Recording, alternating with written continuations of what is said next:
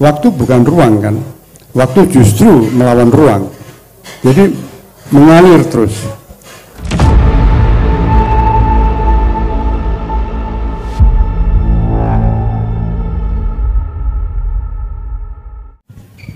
Assalamualaikum warahmatullahi wabarakatuh. Terima kasih Mas Edi, terima kasih Tia dan teman-teman. Ini yang ketiga kalinya saya berada dalam lingkungan ini dan mendapatkan selalu sesuatu yang baru. Ini tempatnya lebih bagus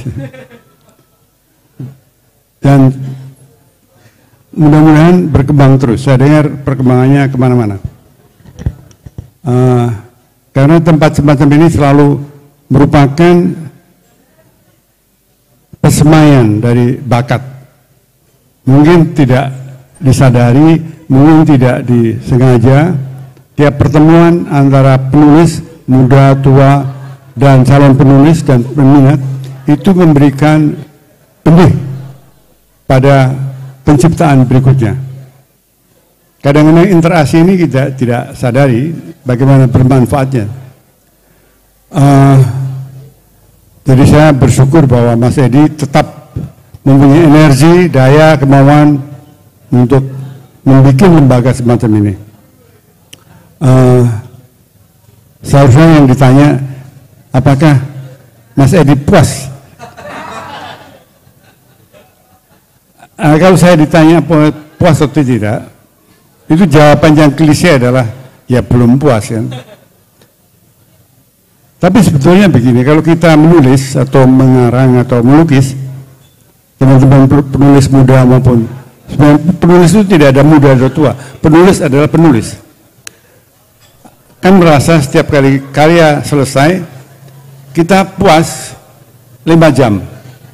Habis itu kita mulai gelisah atau melihat cacat yang sudah ada, atau melihat ada yang belum dikatakan, ada yang belum selesai digarap.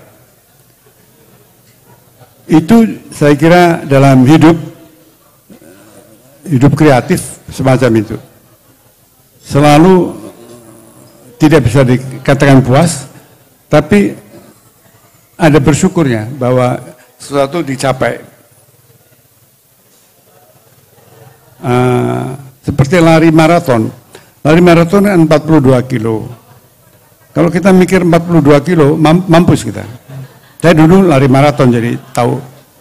Kalau kita mikirnya tiap 5 kilo bersyukur, mulai senang. Nanti setelah selesai ya capek, puas. Tapi lalu bertanya, setelah ini apa? Nah, kalau ditanya tadi apa yang saya capai dan apakah saya puas, jawabannya secara umum begitu. Ada karya yang menyenangkan saya dan saya ingat, ada yang tidak, ada yang saya benci. Sebaiknya seorang pengarang, seorang seniman, tiap kali berkarya, tiap kali dia benci pada karya itu. Artinya bukan benci, kok tidak benar ini, kurang sempurna, kurang memuaskan. Saya kira jawabannya begitu aja ya. Terima kasih.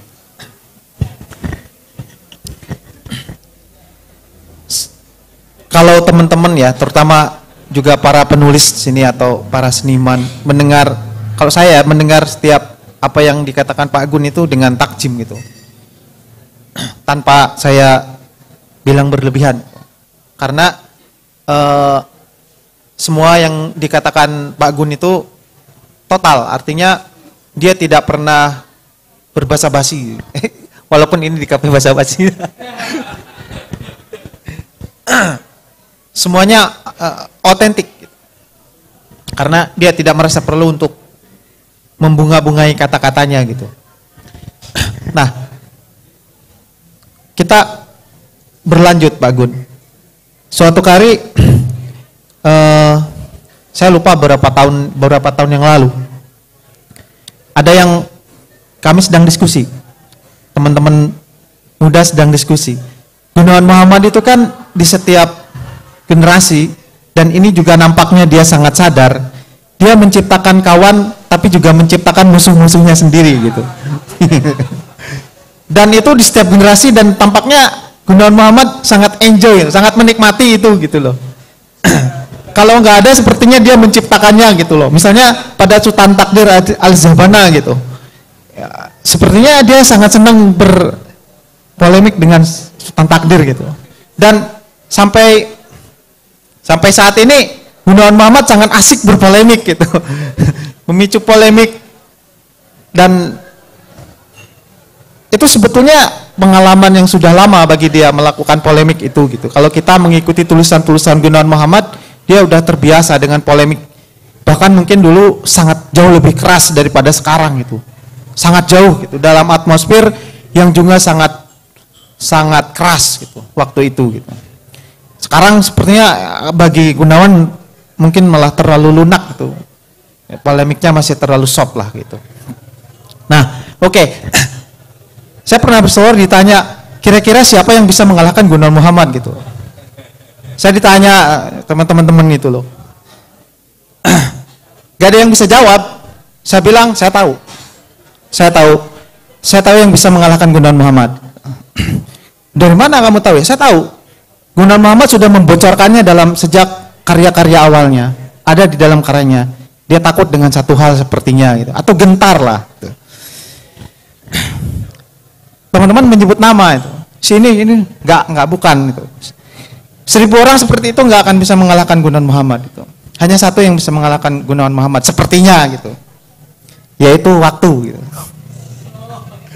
Kamu baca sajak-sajak Gunawan Muhammad sejak awal, dia gentar dengan waktu itu.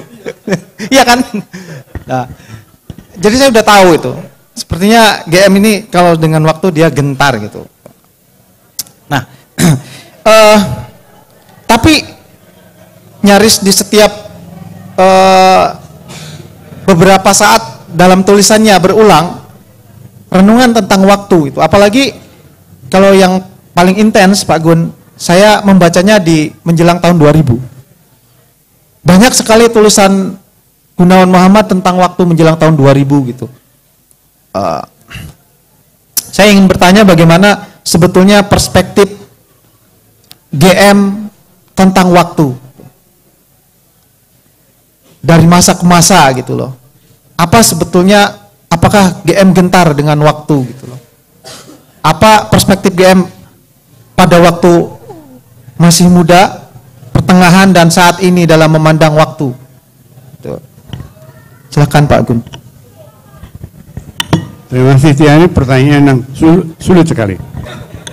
Tadi disebut saya suka berpolemik dengan Takdir Al-Zabana. Itu karena dia nggak bisa menjawab. Kalau dia bisa menjawab, saya nggak berani juga. Dia tidak menjawab karena sudah meninggal. Kalau mengenai waktu, ya, saya memang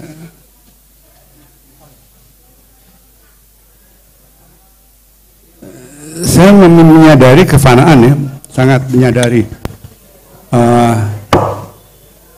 Dan apakah kefanaan itu menakutkan? Ada bagian yang menakutkan, ada yang tidak. Saya tidak bisa bayangkan saya hidup abadi atau berada di suatu level di mana ada dalam keabadian. Kalau abadi itu kan tidak melihat perubahan yang mengalami, perubahan yang terjadi tiap kali. Jauh sekali dari hidup sehari-hari dan perubahan yang selama ini tidak bisa dielakkan. Jadi saya menerima waktu tidak dari luar. Saya tidak melihat waktu dari luar tapi dari dalam. Maksudnya bukan kebatinan, tapi dijalanin saja sebagai sesuatu yang bagian dari hidup kita.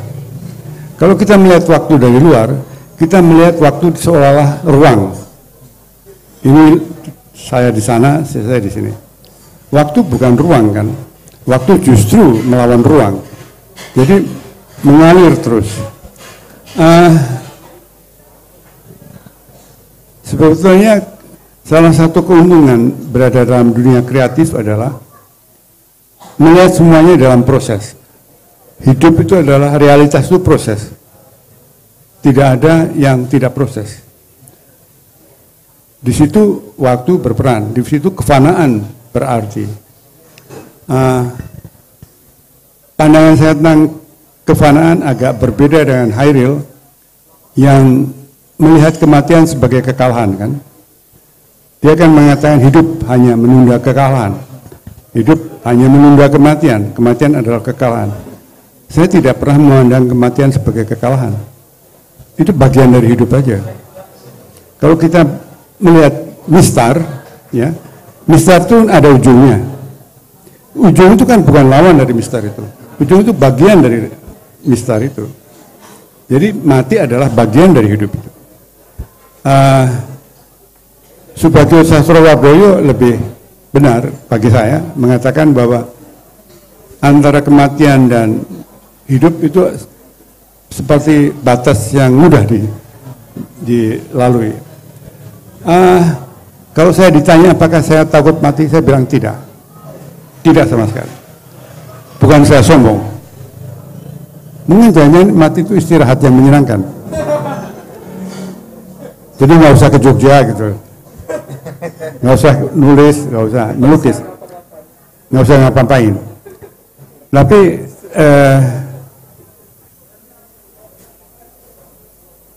nah, Subagio dalam sajanya dan kematian makin akrab itu menunjukkan bahwa transisi ini nggak usah dikhawatirkan. Yang saya takutkan itu sakit parah. Karena pertama ya sakit, kedua merepotkan orang, tiga mahal kalau nggak ada BPJS, terutama yang merepotkan orang itu. Saya sekarang kan beberapa kali Anda lihat, saya kalau jalan dituntun karena saya lagi agak sakit kuping. Jadi selama perjalanan kalau dalam naik turun itu saya memasuki program Peduli Lindungi. Ini teman-teman yang untung ada teman-teman saya. Dan satu hal yang saya syukuri dari kefanaan itu adalah bahwa selalu ada yang baru. Tanpa kefanaan tidak ada yang baru. Ada yang hilang, tapi ada yang baru.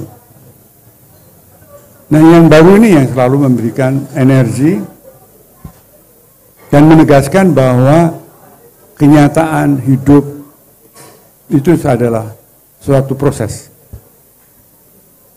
Mungkin Anda suatu ketika akan membaca filsafat dari Albert North Whitehead.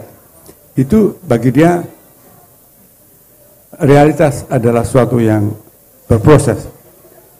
Patung yang kita lihat di jalan itu sebetulnya berproses. Ada udara yang mempengaruhi dia, ada cahaya, ada usia batunya, usia bahannya yang berubah. Tidak pernah tetap. Kita melihatnya tetap karena manusia mempunyai kelemahannya itu menginginkan sesuatu yang tetap. Itu juga terjadi dalam masalah ketika kita bicara soal identitas. Kalau kita mengatakan saya Islam, saya Jawa, saya Indonesia, sebetulnya itu sesuatu yang keinginan kita untuk menetapkan diri. Tapi menetapkan diri itu seharusnya bagi saya tidak membekukan diri. Jadi kita menghormati waktu dalam hal itu, masuk ke dalam waktu dan bersyukur. Saya kira inti dari hidup ya bersyukur. Itu aja.